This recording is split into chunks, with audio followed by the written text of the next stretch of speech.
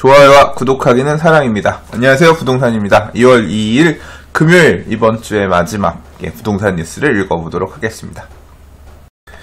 자, 첫 번째 뉴스입니다. 과천 푸르지오 서밋 1순위 마감, 경쟁률 14.88대 1. 첫 번째 뉴스인데요.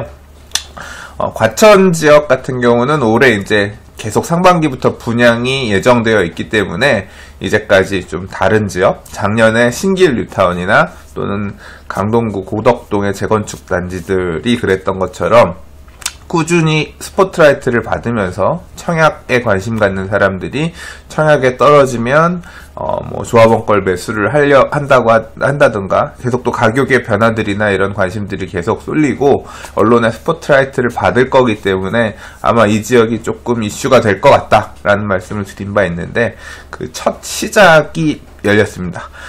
과천 7-1단지 재건축해서 공급되는 이 과천 푸르지오 서밋인데 이게 이제 과천 지역 5선으로 당해 먼저 접수를 하고 그 다음에 이제 서울 수도권 접수를 받았는데 당해에서 미달이 나와가지고 좀 날짜를 분리해서 청약을 받았더라고요. 그래서 이제 당해 청약한 결과 미달이 나오고 하니까 아무래도 과천 통장 개수가 제한적일 거 아니에요. 그래서 좀 실망스러운 투루 기사가 어제는 좀 쓰여진 게 있었는데 이제 어제 본격적으로 서울 수도권 통장이 다 들어가고 나니까 보시는 것처럼 전체 1순위 마감이 됐죠. 그래서 평균적으로는 14.88대 1인데 그래서 타입에 따라서 지금 들어간 거 보면 84 타입 같은 경우는 123.48대 1, 서울 기타 수도권에서는 84T는 33대 1 이렇게 경쟁률들이 나오면서 결국 다 마감이 됐다. 앞으로 나올 단지들도 또 많이 있기 때문에 대충 이제 당장 이제 어디가 또 더 나올 거냐 이렇게 봤는데 바로 이제 이어서 여기 그 과천 리버필드라고 기사가 나오더라고요. 기사 한번 볼까요?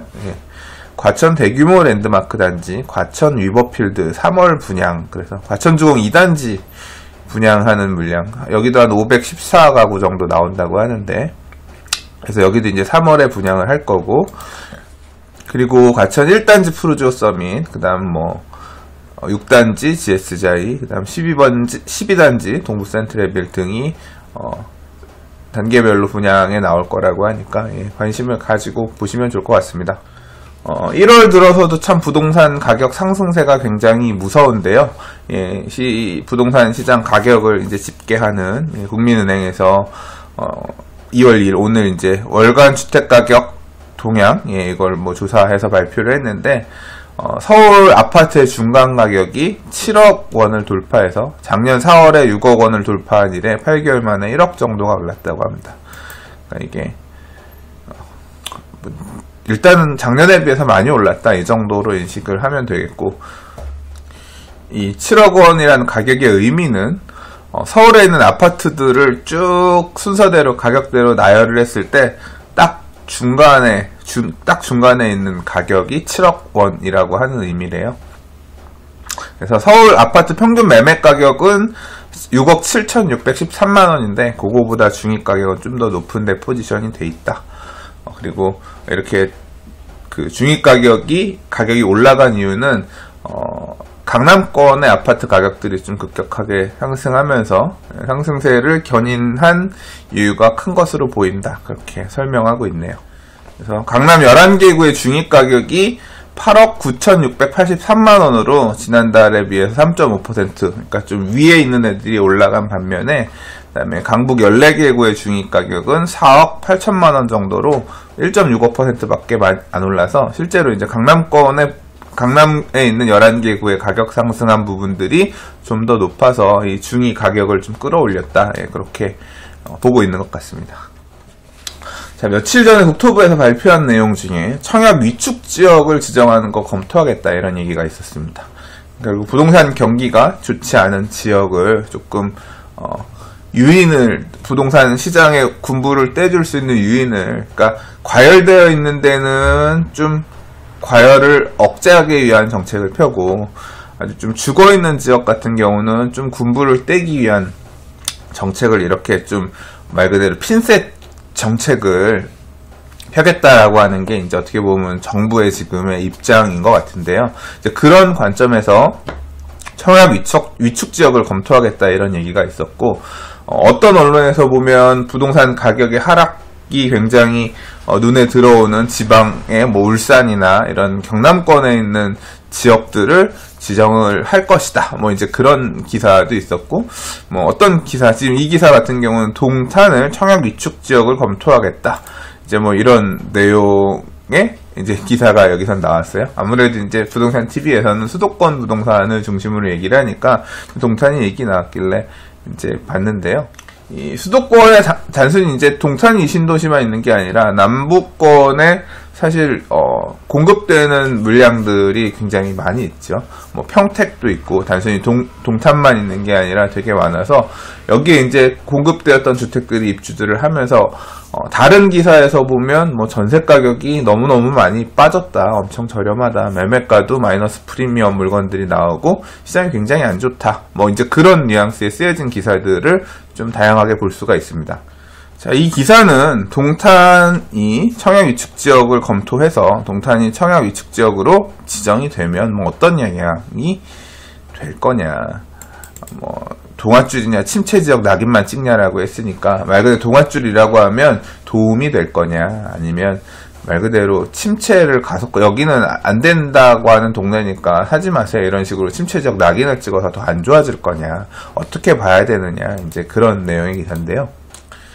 자, 이 청약 위축 지역으로 지정이 되면 아무래도 이제 외부에서 투자할 수 있을 만한, 외부인들, 외지인들이 투자할 수 있을 만한 여건이 그만큼 더 개선이 되면서 아무래도 시장은 좀 활기를 보이지 않겠냐, 이렇게 보는 시각도 있고요. 한편으로는 낙인 효과라 그래서, 야, 여기는 이렇게 그 지역을 잘 모르는 사람들도 저 동네는 진짜 침체돼 있으니까 저 동네는 들어가면 안 된다고 딱 정부가 광고해 주는 꼴 아니냐, 뭐 이렇게 생각할 수도 있다. 그래서 양쪽의 의견이 갈리는데, 자, 전문가들 사이에서도 의견이 갈리는데요. 박원갑 선생님 같은 경우는 낙인 효과라는 건 일시적인 현상이고 지방시장은 실수요자 위주로 움직이기 때문에 규제를 풀어줄수록 시장이 살아나는 효과가 있다고 말했다고 하고요.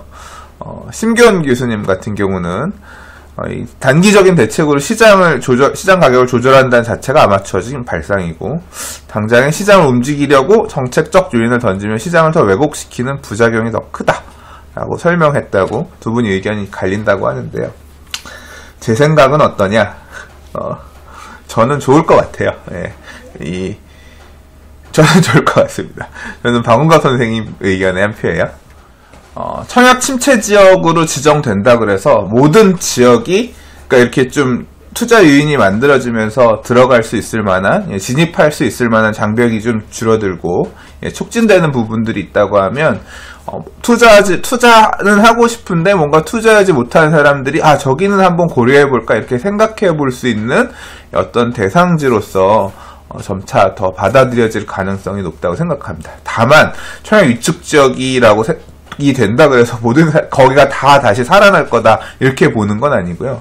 왜냐하면 다 이제 이해관계가 어느 정도 있는, 내가 저 지역은 관심이 있었는데 조금 여건이 되지 않아서 못 들어갔는데 이번에 위축 지역으로 지정이 되면서 내가 들어갈 만해졌다, 이렇게 좀 이해관계가 있어지는 사람들이 좀 관심을 갖게 되는 거겠죠. 예를 들어 뭐 지방 울산이나 이런 데가 위축 지역 지정된다 그래서 저는 뭐 제가 거기 가서 투자할 사람은 아닌 거니까. 하지만 뭐 예를 들어 저는 동탄이 위축 지역 될 것 같지는 않지만, 예를 들어서 동탄 위축 지역으로 지정이 됐다라고 하면 그럼 이번에 좀 뭔가 규제가 완화되고 뭔가 촉진 좀 이득을 볼 수 있는 게 있다고 하면 동탄도 한번 관심 가져볼까? 뭐 이렇게 생각하는 사람들이 주변에 생길 수가 있는 거죠.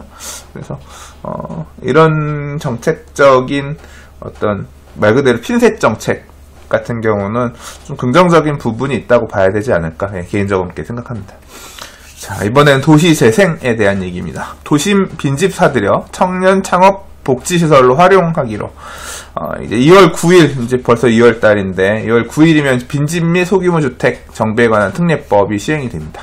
이 빈집 소규모 주택 정비, 뭐 항상 부동산 TV에서도 여러 번 얘기했습니다만, 빈집은 말 그대로 비어있는 집들, 이런 것들 국가에서 사들여가지고, 이제 국가에서 활용할 수 있는 어떤 시설들로, 좀 쓸모있게 바꿔보겠다라고 하는 게 이제 빈집법이고요. 빈집이고요. 그 다음 소규모주택정비법은, 말 그대로,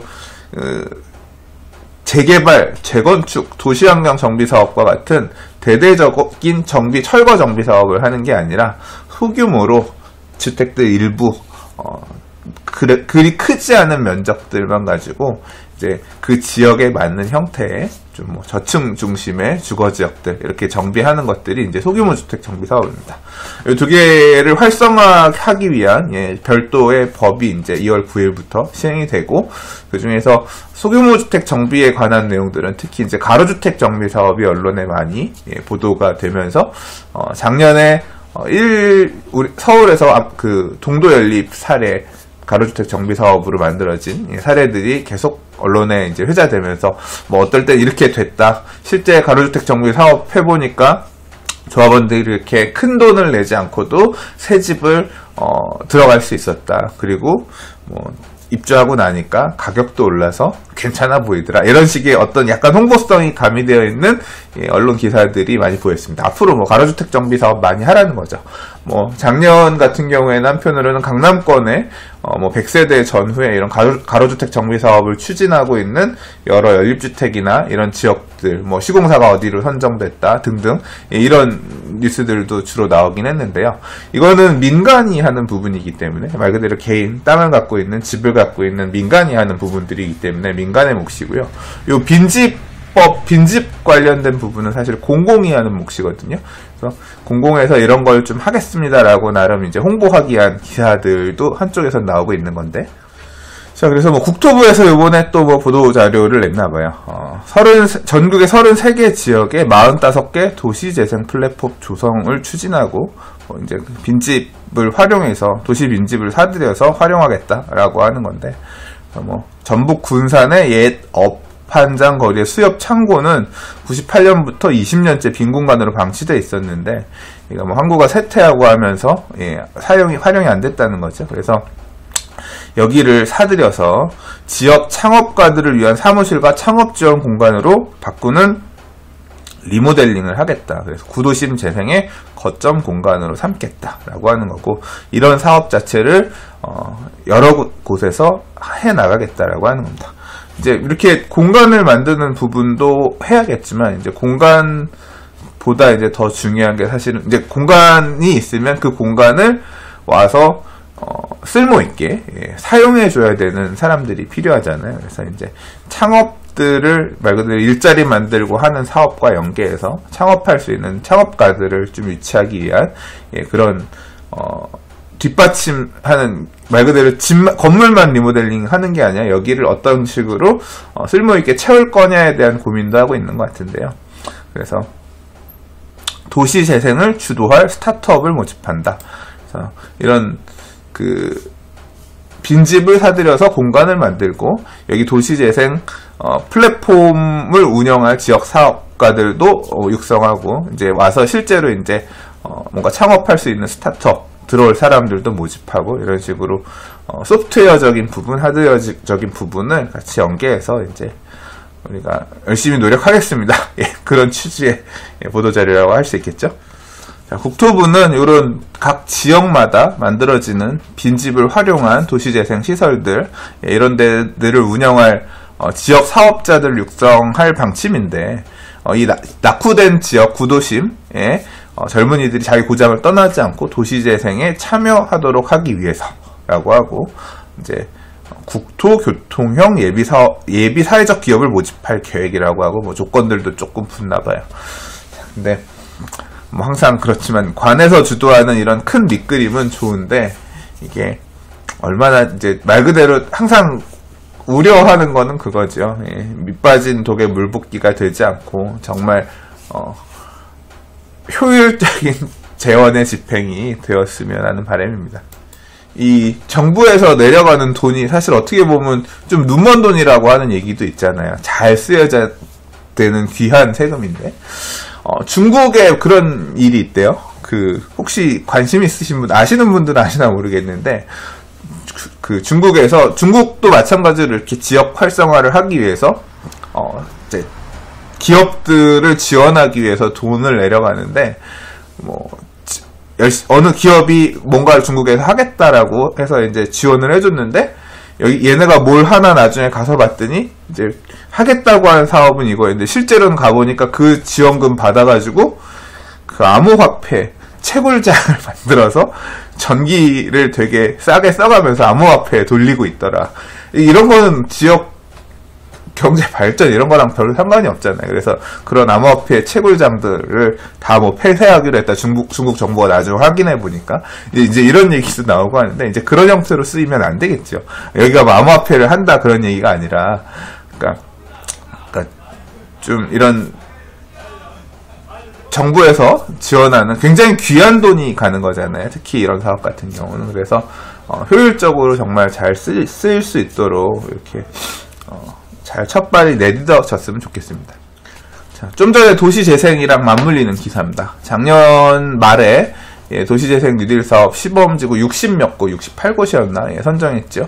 올해도 선정한다고 했는데요. 지금 그것에 대한 그 계획에 대해서 이제 좀 또 보도 자료가 나오기 시작하네요. 국토부 업무 계획에 따르자면 3월 정도에 올해 지정할 곳에 대한 어떤 로드맵 계획을 확정하고 8월 정도에 한 100곳 정도를 지정한다고 합니다. 서울시의 경우는 부동산 시장 안정을 전제로 사업 재개 여부를 검토 중이라고 하는데 사실 부동산 가격 안정? 예, 안정될까요? 얼마 전에 그 서울로 7017 그 고가 정비하고 그 도시 재생의 현장의 주변의 집가들 도로를 따라서 엄청나게 올랐다. 이런 기사들 또 그런 얘기도 말씀드린 바 있고 실제로 그렇다. 제가 부동산 TV에서 말씀드린 바 있는데 이게 이런 근린형이라고 해야 될까? 이렇게 상가로서 유동인구가 늘어나고 이런 시설들 주변으로는 집가가 되게 급격하게 높아지지 않을 수가 없어요. 크게 항상 보면 그 부동산 시장하고는 뗄래야 뗄 수가 없거든요. 이런 식의 사업 방식 자체는. 최근에 그 라인에 도로변에 건물이 하나 경매 나온 게 있어요. 그 서계동 쪽에 경매 대로변에 육교 옆에 경매가 나온 게 있는데 한 22평 되는 건물이었는데 이제 아는 경매 전문가 분께서 저한테 그 물건 관련해서 이거 어떠냐고 물어보시더라고요. 그래서 제가 설명을 좀 드렸거든요. 그 지역이 지금 지구단위 계획이 어떻게 수립되어 있고 여기는 어떤 형태로 될 거고 그래서 제가 답변을 드린 바 있는데 그 물건에 그러니까 이 도시 재생과 결국 맞물려 있는 건데 사람들의 시장에 관심은 굉장히 높은 거죠. 70몇 명이 입찰을 해서요. 그러니까 신건이었는데 9억 얼마 감정가였는데 낙찰가가 14억 3천인가 그래요. 제가 말씀드렸던 분은 13억 9천 쓰셔서 2등 하셨더라고요. 그러니까 도시 재생 얘기 나오면서 좀 얘기가 약간 흘렀는데 얘기는 항상 언론에서는 이렇게 부동산 시장 안정을 전제로 사업 재개를 검토한다 이렇게 봐야겠지만 하기는 해야 되지 않을까요? 가격이 불안하다고 하더라도 도시 재생 하기는 해야 되지 않을까 싶고 왜냐하면 진짜 낙후되고 힘들어요. 저도 이번 겨울에 지금 제가 재개발 구역에 주택을 갖고 있는 게 있는데 새벽에 2번 갔다 왔어요. 물 터지는 문제 때문에. 그 열악한 말 그대로 주택으로서 효용을 다하지 못하는 또는 지역도 길도 굉장히 노후하고 이런 기반시설의 열악한 지역들 같은 경우는 재개발이나 이런 재건축과 같은 철거 정비 사업이 아니더라도 그걸 못한다고 하면 재생 사업이라고 하더라도 좀 해서 조금 살 수 있는 길을 만들어주기 위한 제도적인 뒷받침이 돼야 되지 않나 생각하고 어차피 이번 정부의 지금 큰 밑그림이 그거라고 하면 조금 활성화되는 좀 그 정부의 지원금들이 좀 갈 수 있게끔 그렇게 판이 만들어졌으면 좋겠습니다. 자, 그리고 엊그저께 얘기한 내용 중에서 시범도시 스마트시티 시범도시 얘기한 적 있죠. 거기에 마지막 구절에 이제 도시재생에서도 스마트 도시재생 뉴딜 사업, 예, 뭐 그런 것도 추가할 거다, 이제 그런 얘기가 있다고 말씀드린 바 있는데, 예, 그 내용도 이번에 포함이 된 것 같아요. 노후 도심에 스마트시티 기술을 접목해 생활 환경을 개선하는 저비용 고효율의 스마트 도시재생 지역도 오는 8월까지 4곳 이상 선정한다 라고 해서, 예, 변화하는 사회, 뭐 어느 지역이 될지 봐야겠지만, 예, 어떤 식으로 도시가 변화되고 바뀌어 갈지, 예, 궁금합니다. 자, 오늘 준비한 뉴스는 여기까지입니다. 예, 이번 한 주도 고생 많으셨고요. 예, 부동산TV 봐주셔서 감사합니다. 좋아요와 구독하기는 사랑입니다. 감사합니다. 부동산이었습니다.